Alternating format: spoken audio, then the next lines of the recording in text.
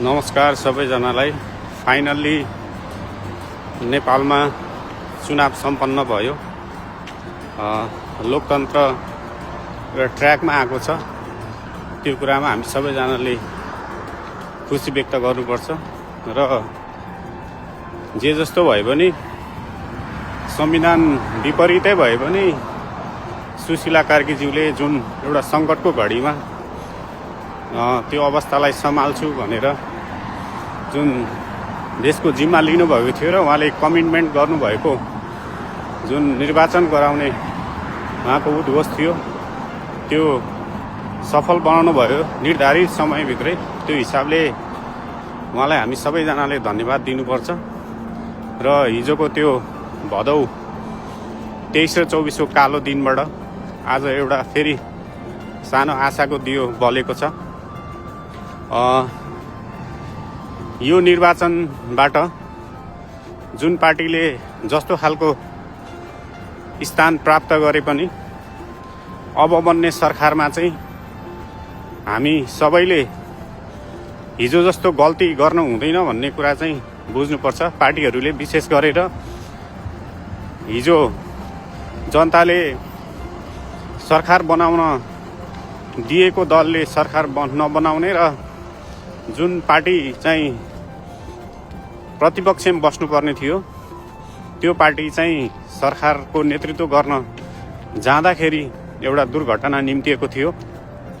32 seat प्राप्त गरेको तत्कालीन माओवादी केन्द्रले चाहिँ सरकारको नेतृत्व गर्ने र सबभन्दा ठुलो दल नेपाली काङ्ग्रेस र दोस्रो दल एमाले चाहिँ सरकारमा नरहने हुँदाखेरि जसले सरकार बनाउने म्यान्डेट पाएको थियो त्यो दल सरकार बाहिर रहँदाखेरि जनताको अपेक्षाहरू पुरा भएको थिएन।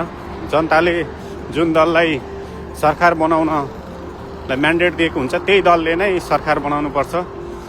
जुन दल ठुलो हुन्छ वा सरकार बनाउनको लागि जनताले अपेक्षा राखेका हुन्छन् त्यही दलले नै सरकार बनाओस्। आगामी दिनमा पनि त्यही होस्। निर्वाचन परिणाम आएपछि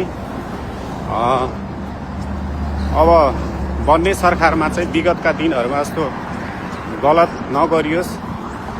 फेरि पनि तेस्रो वा चौथो दलहरू चाहिँ सरकारको नेतृत्व गर्नलाई हौसिने र ठुला दलहरू चाहिँ सरकारभन्दा बाहिर रहने अवस्था नबनोस्। जनताले जसरी चाहिँ दललाई आफ्नो मत दिएर पठाएका छन् त्यही अनुरूप नै त्यही स्थानमा बसेर आफ्नो भूमिकाहरूमा चाहिँ अगाडि बढुन् दलहरू र निकै पनि अब धेरै समय पछाडि एउटा ठुलो चाहिँ द्वन्द्व पछाडि यो भएको निर्वाचन मूलतः यो निर्वाचन शान्तिपूर्वक नै भएको छ। छिटपुट घटनाहरू बाहेक शान्तिपूर्वक नै भएको छ। यसमा हामी खुसी नै हुनुपर्छ र जनताले जसरी मत प्रकट गरेका छन् अब एउटा आशाको दियो बालेका छन्। जुन दलले चाहिँ सरकारको नेतृत्व गरे पनि अबका दिनहरूमा जुन देशमा हिजोको दिनमा देखिएका चाहिँ कुशासनलाई चाहिँ त्यागेर अब सुशासन र स्थायी सरकार बनोस्। हामी सबैजनाको तर्फबाट त्यही नै शुभकामना पनि दिनुपर्छ र सबैले त्यसलाई जनताहरूले पनि त्यसरी नै बुझ्नुपर्दछ।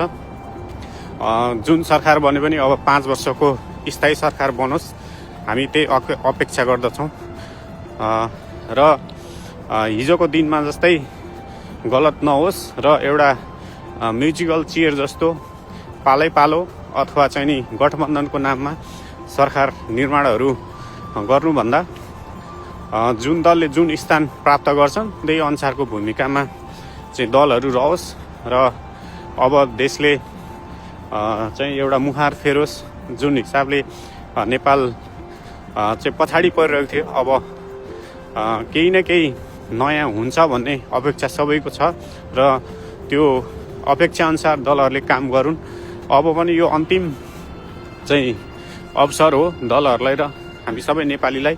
अब बन्ने सरकारहरूबाट पनि त्यो खालको चाहिँ जनताका आशाहरूमाथि फेरि चाहिँ धोका भयो भने अब हाम्रो अर्को विकल्प छैन जस्तो लाग्छ। यो नै अन्तिम विकल्प हो र यो विकल्पलाई दलहरूले त्यही अनुसारले चाहिँ आफ्नो भूमिका निर्वाह गरून्।